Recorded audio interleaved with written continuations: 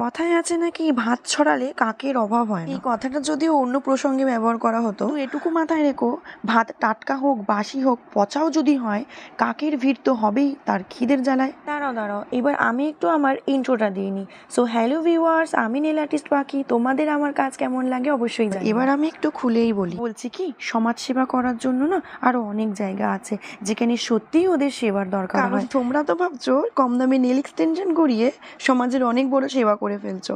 তাহলে এবার আমি একটা কথা বলি শোনো, এই নেল এক্সটেনশনটা না চাল ডাল আটা রুটির মতন নয় যে প্রতিদিনই আমাকে এটা খেতেই হবে। তুমি যেটা করছো সেটা হচ্ছে তুমি মার্কেটটাকে একদম ধুলোয় মিশিয়ে দিচ্ছ, আর কিছুই। তুমি যে এই ট্যাগটা দিচ্ছ আমি কম দামে নেল এক্সটেনশন করি যাতে সবাই করতে পারে, কেন ভাই নেল এক্সটেনশন না করলে কি শরীরে খাবারের অভাব পড়ে? আবার সে নাকি বলছে যে কারণ নাকি বুকিংই ঢোকেনি, তার ডায়েরির পাতা নাকি একদম ফাঁকা। ওই যে বললাম যে ভাত ছড়ালে যেমন কাকের অভাব হয় না, তেমন কিন্তু কাক দেখতেও যায় না যে ভাতটা পচা না ভালো। আচ্ছা আমি একটা কথা বলি শোনো, তোমার যখন এতই ইচ্ছে কম্পিটিশন করার, তাহলে একটা কাজ করো, এই নেল এক্সটেনশনের একটা ন্যায্য দাম আছে, তাহলে সেই ন্যায্য দাম রেখে কাজ করো দেখি।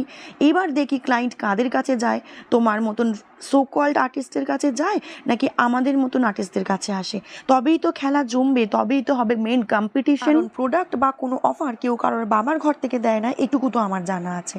আমিও দেখতে চাই তোমরা এইভাবে আর কতদিন কাজ করতে পারো। আর রইলো আমাদের মতন আর্টিস্টদের কথা, আমরা কাজ করব না তাও ভালো, কিন্তু নিজেদের প্রফেশনটাকে এইভাবে মাটিতে মিশিয়ে দিতে পারবো না।